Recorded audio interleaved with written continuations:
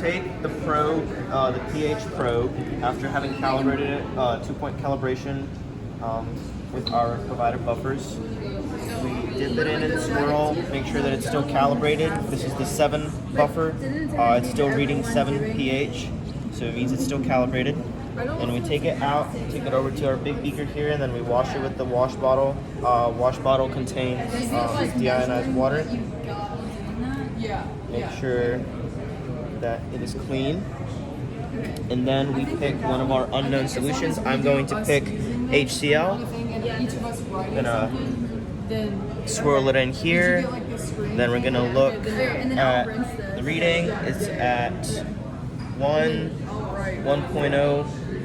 What was it, 2? Yes, it is at 1.0. We're then going to take our pen, come over here to our lab notebook, and write down that our pH was 1.00.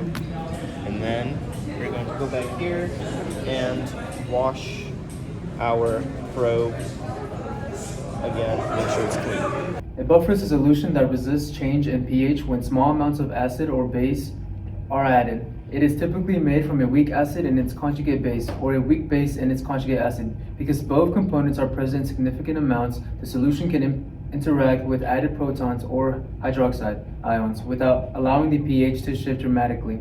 This makes buffers essentially in biologically, chemical, and environmental systems where stable pH is required. A buffer works by using its weak acid components to neutralize added bases. When hydroxide ions enter the solution, the weak acid donates protons to convert those hydroxide ions into water. This prevents the pH from rising sharply. Because the acid is weak, it does not fully dissociate, leaving plenty of undissociated molecules available to respond to the added base. In this way, the acid side of the buffer protects the solution from becoming too basic. The conjugate base in the buffer performs the opposite role by neutralizing added acid. When extra protons enter the solution, the conjugate base binds to them, forming more of the weak acid. This prevents the concentration of free protons from increasing significantly, which keeps the pH from dropping. The presence of both the weak acid and its conjugate base allows the buffer to respond dynamically to either type of the disturbance. Overall, a buffer maintains pH stability by continuously shifting the balance between its acid and base components in response to added acids or bases. Because these reactions occur quickly and reversibly, the system absorbs the disturbance without large changes in proton concentration or pH. This equilibrium-based mechanism is what gives buffers their remarkable ability to keep pH nearly consistent under conditions that would otherwise cause dramatic shifts.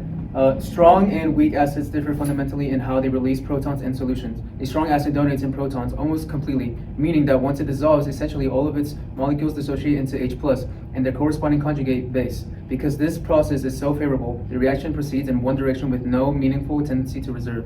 As a result, the solution contains a high concentration of free protons, and the acid behaves as it fully separates into ions the moment it enters water.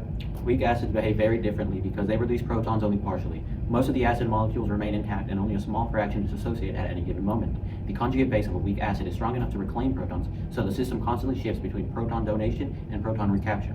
This back and forth motion naturally creates a dynamic equilibrium, where the concentration of HA and H+, as well as H-, settle into a stable ratio defined by the acid's Ka. This difference in proton behavior is exactly what leads to equilibrium in weak acids, but not in strong acids. Because weak acids do not fully dissociate, the forward reaction and the reverse reaction compete. As soon as more protons are released, the conjugate base pulls them back, preventing the reaction from going to completion. The system stabilizes when the rate of proton release equals the rate of proton capture, forming the characteristic equilibrium that defines weak acid behavior. Although equilibrium is unavoidable for weak acids, several steps can minimize its impact and push the reaction towards greater dissociation.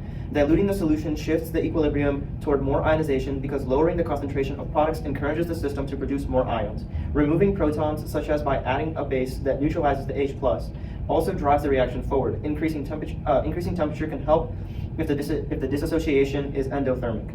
And avoiding the addition of a conjugate base prevents the equilibrium from shifting backward. Together, these strategies reduce the extent to which equilibrium limits proton release in weak acids.